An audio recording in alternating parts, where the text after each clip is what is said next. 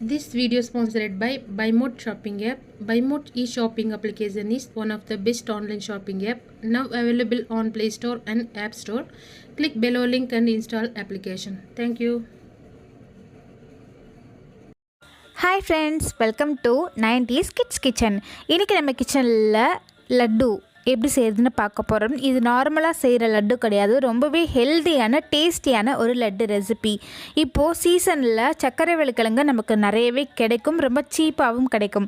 அந்த சக்கரவள்ளி கிழங்கு வச்சு இந்த லட்டுவை தான் நம்ம இன்றைக்கி செய்ய போகிறோம். இது செய்யறதுக்கு நான் இன்றைக்கி மொத்தமாக ஒரு 1/2 கிலோ கிழங்கு வேக போட்டு எடுத்திருக்கேன். இதுலேருந்து ஒரு 1/4 கிலோ மட்டும்தான் இந்த ரெசிபிக்கு நான் செய்ய போகிறேன். ஸோ ஒரு 1/4 கிலோ பக்கம் இருக்கிற கிழங்கை தோல் உரித்து நம்ம எடுத்துக்கலாம். இப்போ இந்த அளவுக்கு தோல் உரித்து எடுத்ததுக்கப்புறமா இந்த மாதிரி காய்கறி துருவிற கட்டை இருக்கு இல்லையா, அதை வச்சு துருவி எடுத்துக்கலாம். நீங்கள் ஸ்போர்க்கு வச்சு இதை மசிச்சு கூட எடுத்துக்கலாம். ஆனால் எனக்கு இது துருவிட்டு செய்கிறது தான் கொஞ்சம் ஈஸியாக இருக்கிற மாதிரி இருக்கிறதுனால நான் துருவி எடுத்துக்கிட்டேன். இப்போது இந்த மாதிரி துருவி எடுத்ததுக்கப்புறமா ஸ்டவ் ஆன் பண்ணி ஒரு கடாயை வச்சுட்டு இதில் 1/2 டேபிள் ஸ்பூன்லேருந்து 1 டேபிள் ஸ்பூன் வரைக்கும் நெய் சேர்த்துக்கோங்க. நெய் சூடானதுமே கொஞ்சமாக முந்திரி பருப்பு சேர்த்துக்கலாம். உங்களுக்கு என்னென்ன நட்ஸ் வேணுமோ எல்லாமே நீங்கள் இதில் சேர்த்துக்கலாம். நான் முந்திரி பருப்பு மட்டும்தான் சேர்த்துருக்கேன். முந்திரி பருப்பு நல்லா லைட்டாக ரோஸ்ட் ஆனதுக்கப்புறமா நம்ம துருவி வச்சுருந்த சக்கரவள்ளி கிழங்கு இருக்கு இல்லையா, ஸ்வீட் பொட்டேட்டோ, அதையும் இதில் சேர்த்துட்டு ஜஸ்ட் ஒரு 2 நிமிஷத்துக்கு மட்டும் இதை அப்படியே வறுத்து எடுக்கலாம். சக்கரவள்ளி கிழங்கை இந்த மாதிரி நெய்யில் லைட்டாக ரோஸ்ட் பண்ணிவிட்டு செய்யும்போது அதோடய ஃப்ளேவர் ரொம்பவே நல்லாயிருக்கும். இப்போ இதில் ஒரு 2 பிஞ்ச் அளவுக்கு மஞ்சள் தூள் ஜஸ்ட் கலருக்காக சேர்த்துக்கலாம். அவ்வளோதான். இப்போ ஸ்டவ் ஆஃப் பண்ணிவிட்டு இதை ஒரு பவுலுக்கு மாற்றிக்கலாம். பவுலில் மாற்றினதுக்கப்புறமா இந்த கிழங்கு சூடாக இருக்கும்போதே இதில் நம்ம மற்ற பொருட்களையும் சேர்த்துடலாம்.